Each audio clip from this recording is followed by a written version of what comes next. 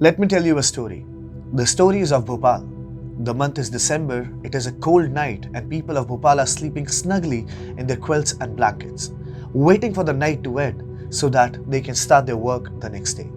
Little that they knew that the night was full of horrors.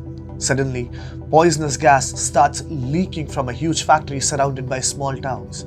And even before people could realize what is wrong with the air, the poisonous gas claimed the lives of thousands. Thousands did not wake the next day, destroying the lives and families of many. The thing is, the story is true. The story is about one of the world's worst industrial disasters, Bhopal gas tragedy, one of the worst industrial accidents India suffered. The leakage from the factory claimed the lives of thousands while leaving others crippled for the rest of their lives. While the families of the affected waited for more than 3 decades for justice, the Congress was busy in a playful duel with the accused. Hi and welcome. You're watching TFI English, the national socio-political analysis arm of the TFI Media Group. I'm your host Tribhuvan, and in this video I will tell you how Rajiv Gandhi ensured that Union Carbide pays a paltry sum as compensation to Bhopal gas tragedy victims. Let's begin. 37 years after the horrific intervening night of December 2nd and 3rd, when thousands of innocent people sleeping in the comfort of their homes were smothered to a painful yet quiet death, the remaining victims of the Bhopal gas tragedy are yet to find justice. Meanwhile, the perpetrators of the horrific catastrophe continue to prance around with impulsiveness while a few are singing praises of a certain party and the legion of its supporter. Justice is a rare commodity in India. Mostly the rich and influential tend to receive it. 37 years on since the tragedy, the lack of monetary compensation has left the victims counting days with their punctured lungs, barely breathing the increasingly noxious gases present across the country's polluted atmosphere. Initially, India had filed a $3 billion claim in the New York District Court from Union Carbide Corporation as compensation. US Secretary of State Henry Kissinger had batted to increase the compensation amount even further.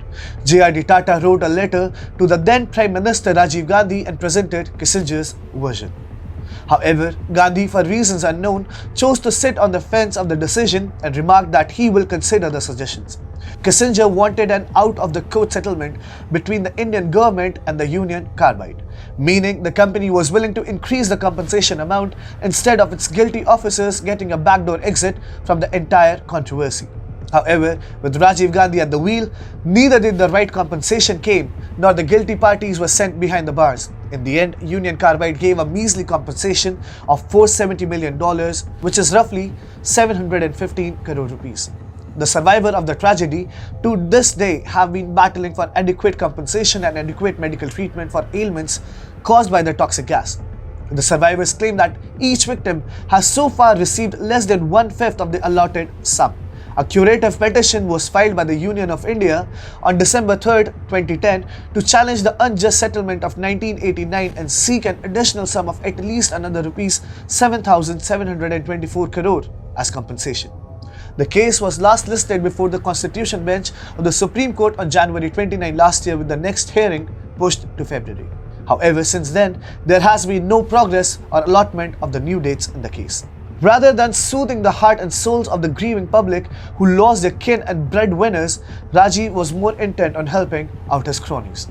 Late former External Affairs Minister Sushma Swaraj in 2015 had attributed the mysterious escape of Union Carbide chairman Warren Anderson from India to a quid pro quo deal brokered by Rajiv Gandhi, who wanted to secure freedom of his childhood friend, jailed in the USA for 35 years. Swaraj mentioned that Rajiv was keen to secure the release of his friend's son Adil Shahryar, who was serving 35 years in a US jail.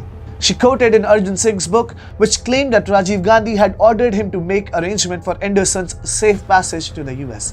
Courts in Bhopal had issued non-bailable warrants against Anderson twice, first in 1992 and then in 2009. However, owing to Rajiv's generous help, Anderson never appeared before an Indian court and died in September 2014. The Bhopal gas tragedy was preceded by multiple incidents which led to the death of several individuals and also injured many. Many news reports as far as 3 years before the major leak had warned of the impending disaster. The government, however, ignoring these warnings, had let Union Carbide continue its operation.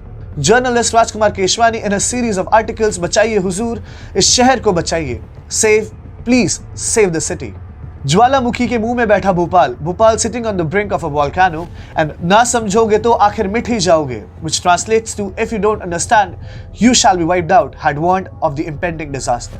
However, even after multiple red flags warning were ignored, which led to the destruction of thousands of families and affected thousands of others in times that followed.